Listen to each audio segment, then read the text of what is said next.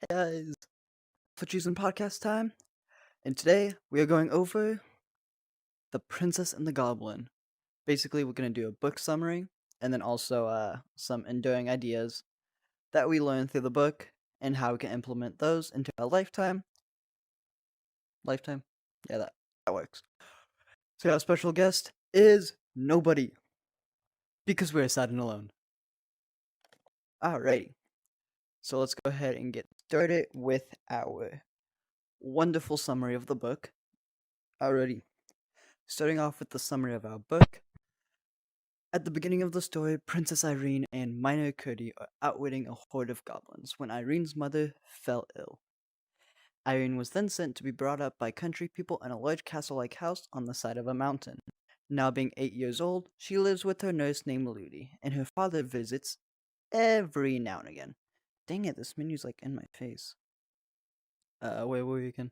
Okay. While growing up, she was always told that she wasn't allowed to go outside at night because, well, they were goblins living up in the mountains. Yay. These goblins are obviously night creatures who have hidden themselves away because of some unknown political disagreement with the previous king. Ugh, politics.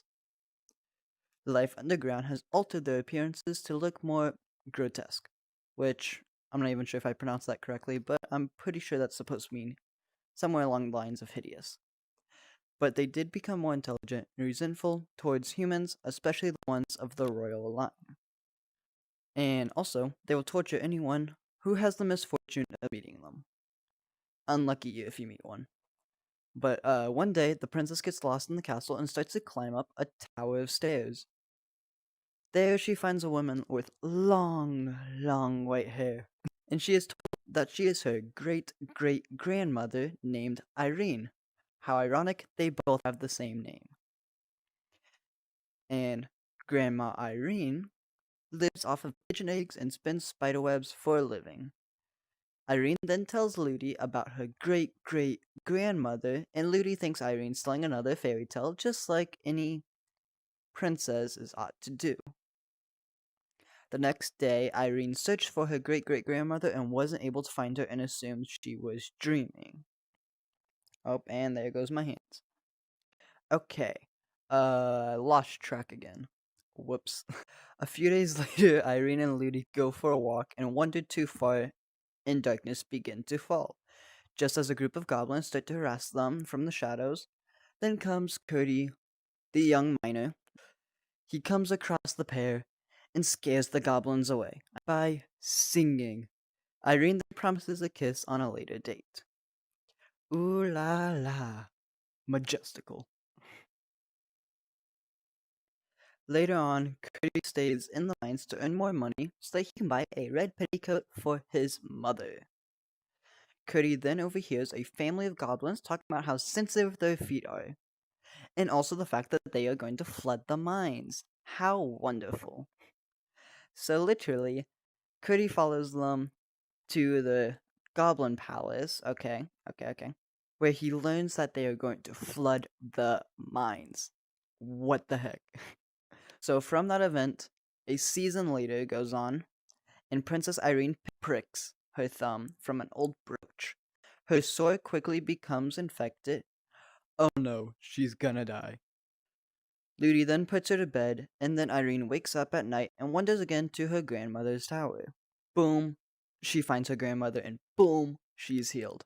Magic. You know. Then she falls asleep in grandmother's bed and wakes up in her own bed.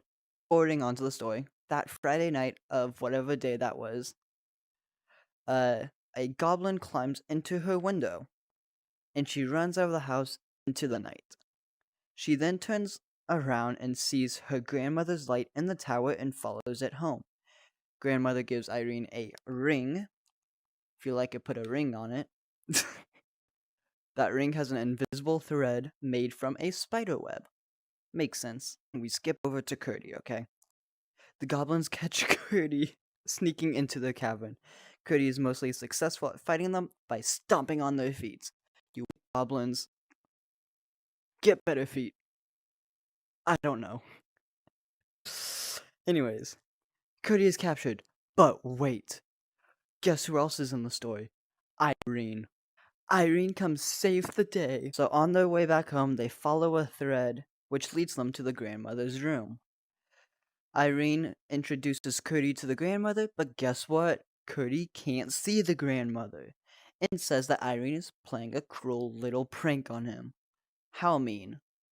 So the grandmother responds to Irene with, Cody isn't able to believe yet, so therefore he can't see me.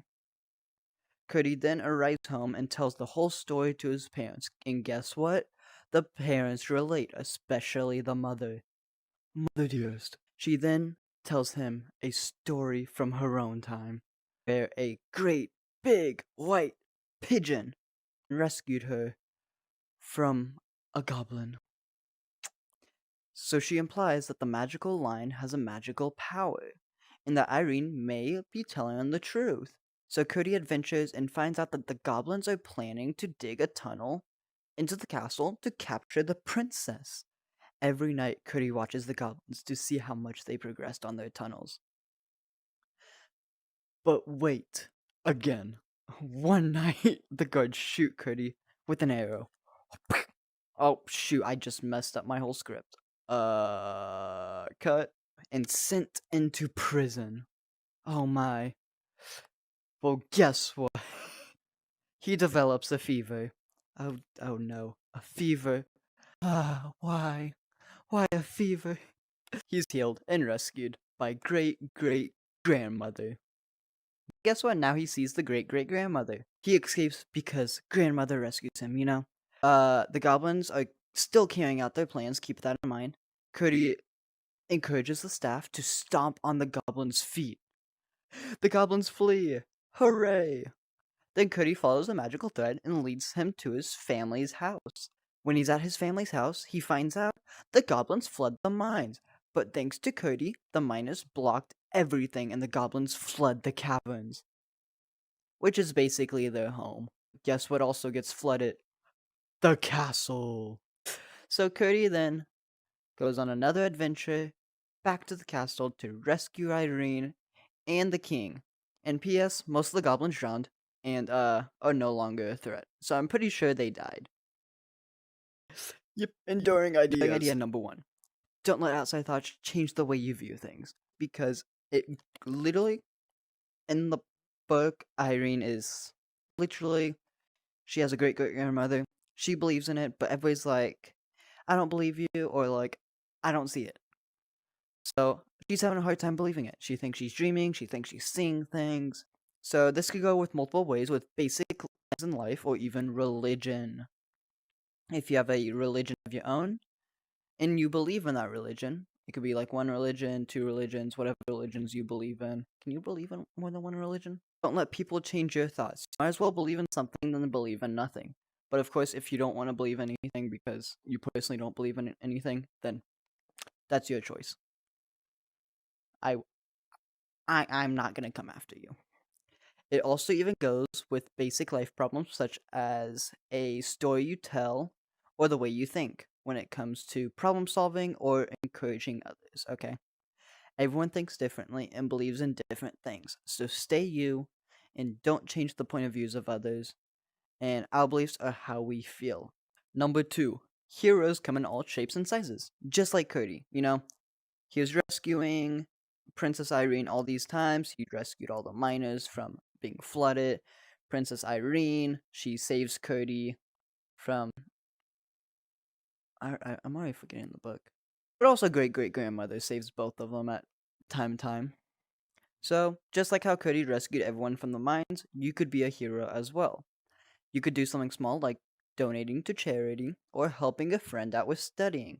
Because, for all we know, that one test could be the reason they go to college. Be the reason for anything.